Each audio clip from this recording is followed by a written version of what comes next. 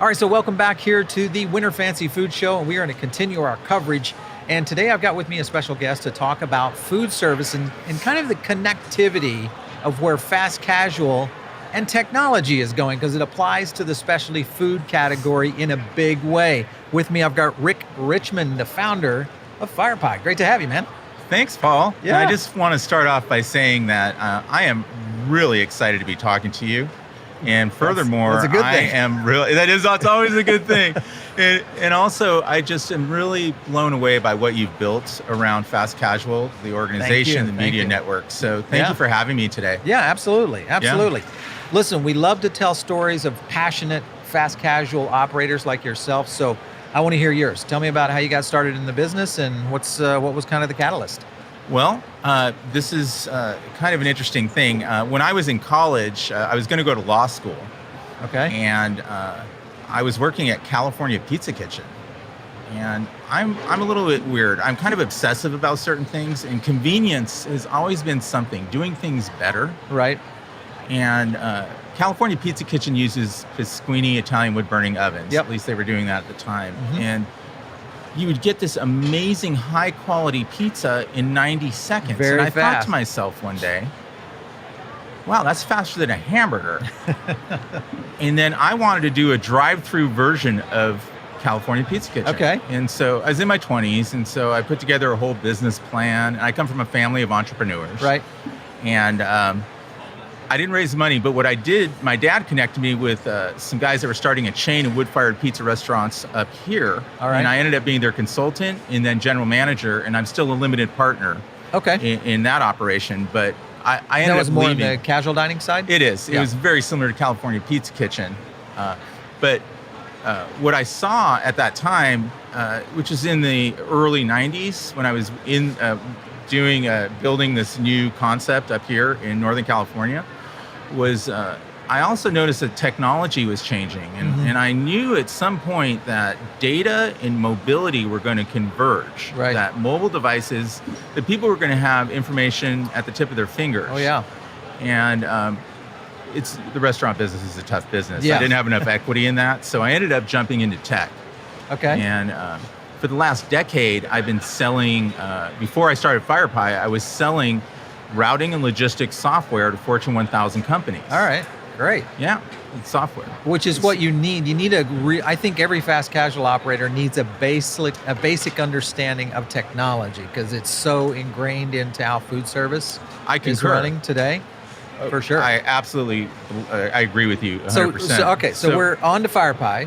How did you connect tech and Firepie together? So this is what happened. I always, that younger Rick that wanted to do this drive-through version of California Pizza Kitchen and never wanted to. Yeah. Now there was technology where I could provide a new level of convenience. Okay. And so I ended up I was working for a new startup. It failed. I was sitting on my couch. I'd been laid off. And I said, what the hell do I want to do with the rest of my life? What do I care about? Well, I'm obsessed with great pizza and convenience. There you go. So I asked myself a question. I asked, could I deliver a wood-fired pizza in 15 minutes? And it took me about 3 months. I had to use a lot of the software that I'd been selling, and as far as the layers and the mapping and figuring out the data layers. And I figured out how to deliver a wood-fired pizza in 15 minutes from a mobile app. Okay. And from there, I realized it was feasible. I knew it had to happen. All right. Well, there you go. Yeah. And that's how Firepie began.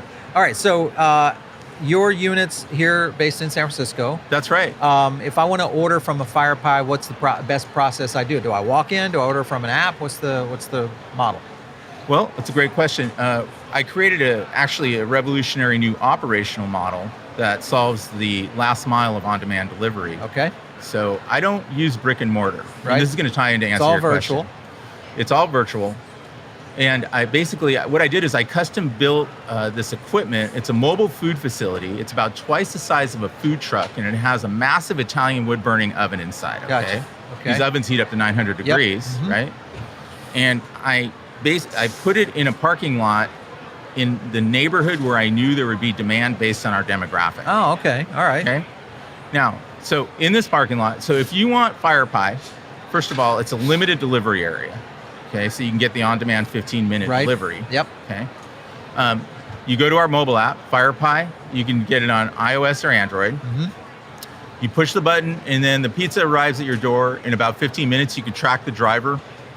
So that's how you do it. Or you can walk up and you can get a high-quality pie in about 90 seconds. So it's kind of like the original Kogi truck was in LA, where they were using Twitter and literally just kind of moving around the city of LA doing, street tacos back before food trucks were really going and before Twitter was really, and digital. There was no infrastructure for on-demand ordering. There was no app ordering. Everything was kind of done via Twitter at that time. So so basically you've got a mobile kitchen. You're running a brand out of it. You can move it to hot spots, particular areas. So if you wanted, like with the San Francisco 49ers, you could potentially put that strategically nearby a big event and serve something like that, or are you staying with local What delivery? we do is these are actually, they're portable. They're not really mobile. They're huge trailers. So they're kind of fixed. This stays fixed. Okay. And so with our operational model, how it works is that basically we have these trailers strategically located throughout a city on private property in these parking lots. Interesting. Okay. Yeah. Now, I can map an entire neighborhood using GIS mapping. I know the population density block by block. I know the education level. I know the income level. I know our target customers. So I can run a script and I know exactly where these are going to work, right? So if you can imagine, what you have is a distributed kitchen, right? Because these trailers cost about $100,000 to build, right? So for the same cost of a restaurant, that's a good unit economics. It is. Yeah. It is, because I can cover half a city for $500,000, which is the same cost as opening a restaurant. Basically. Is labor lower as well, labor costs? Because you don't have a facility to maintain in terms of a dining room. So few less people. That's a great question. So in San Francisco, obviously, when I started this and I was telling people about it, they said in San Francisco, it's the highest labor cost in the country, basically. The labor model works, but it's still expensive, which is why, our next level is obviously going to be moving towards automation. Right. And robotics. Sure. And so that's going to address a big part of that with our repetitive tasks. But I can talk about that another time. Okay. So, that brings up that next question, which is talking about AI automation. So Zoom, of course, a tech company who was originally a tech pizza delivery operation. They were struggling. Maybe came out too early in what they were trying to offer, started laying off people. I think half their workforce went away. So the question, I guess, would be, I like the model of the mobile kitchen, or not necessarily the mobile kitchen, but the kind of almost in essence, kind of like a ghost kitchen, but you're saying there's no dining on site, right? There's no dining on site. But someone could walk up and get a pizza. That's right, because takeaway is also a growing segment, and will continue to grow. Yeah. It's like Papa Murphy's used to do those little small retail facilities that were kind of the take and bake kind of concept. And they were like 800 square feet. They had an oven and a counter.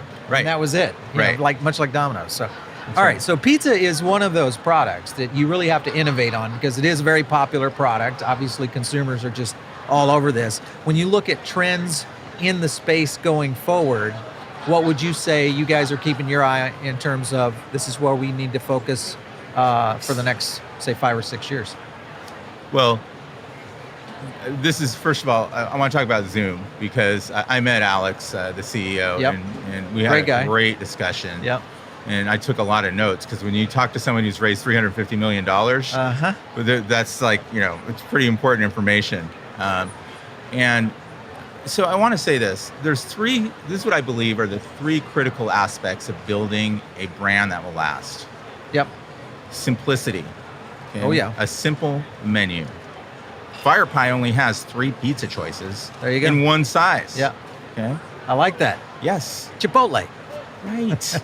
Because making decisions is a lot of work, and I want to make it easy for people. Okay, so you need simplicity. You need speed.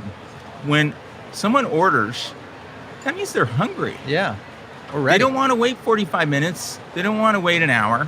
So you need speed. So simplicity, speed. In quality. I believe that we're moving into a new area here where especially the 92 million millennials, they actually demand whole food. They want a higher quality product. Oh, for sure. Yeah. And so if you have those three things, which we call it simple, fast, and amazing, Yep. then I believe that you can build a major brand. For sure. And that's what we're focused on. So as far as the pizzas go, our recipes, they're baked in, no pun intended, but Yep. what we have is what we have. Great. Because I modeled this after In-N-Out Burger, which is one of my favorite brands. Yep. So we have the menu simplicity of In-N-Out. We have the speed of 15 minutes delivered, Yep. or 90 seconds if you walk up. And we Right. have the quality of Pizzeria Delfina or Il Fornaio. Right. That is the brand experience of I Firepie. like that. Thanks. You should get the guys with Barstool Sports to come over and do a pizza test with you. All right. Write that down. Thank you.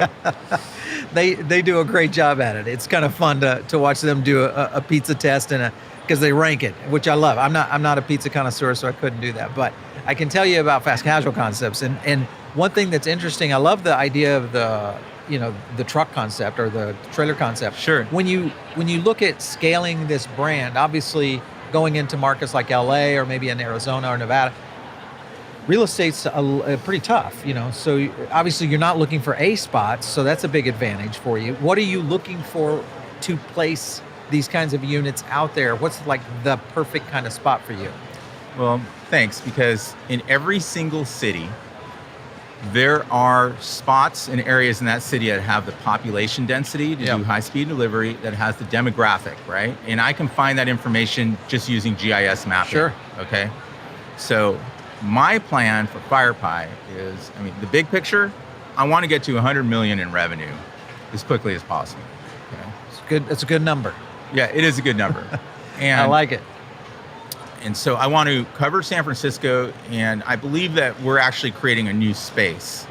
It's not, so it's fast casual, but I kind of think of it as fast casual 2.0, or what I just think about it, fast casual now. Yep. It's the next stage, and it has to do with the speed of delivery. Yep. Okay.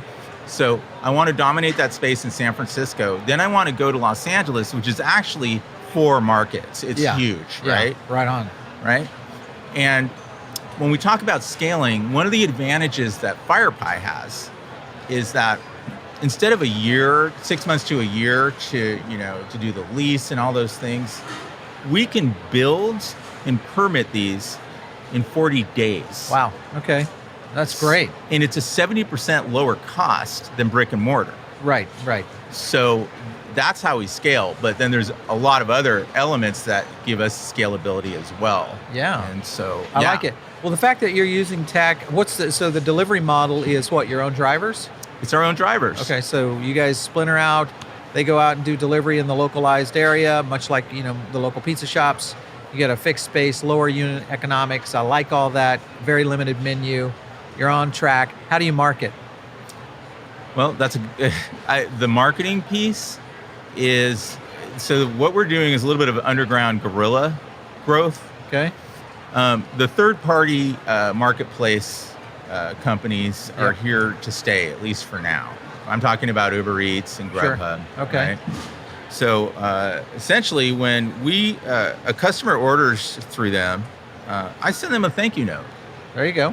I like it. Yeah. Yeah. And on that thank you note, I ask them, please order at firepie.com or on our mobile app. Yep. Okay. That's called the Trojan horse. It's the Trojan horse, right?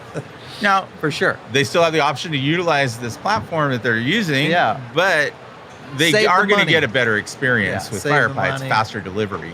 Yeah. And so that's one way. Of course, we use social media as well. And that's one of the areas that I'm learning as I go. Yep.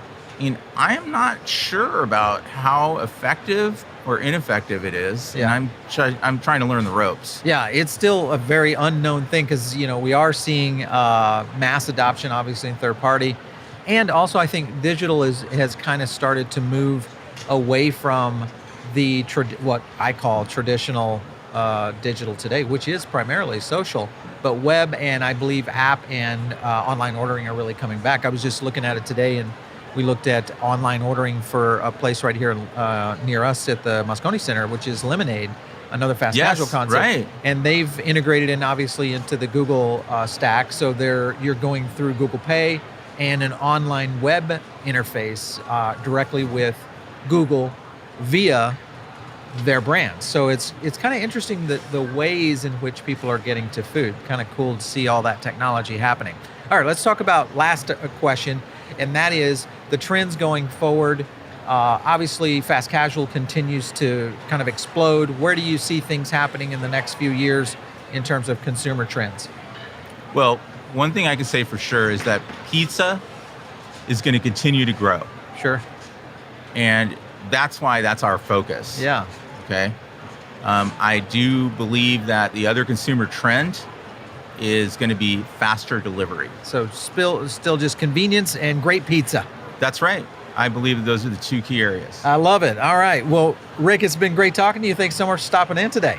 Oh, it was my pleasure. It was such a pleasure to meet you. Thanks so much, Paul. Yeah. For you guys listening or watching right here, make sure and check out the rest of our coverage here at the Winter Fancy Food Show. We have a ton of videos that are going to be up on YouTube and also over on our social media. Make sure and don't miss them.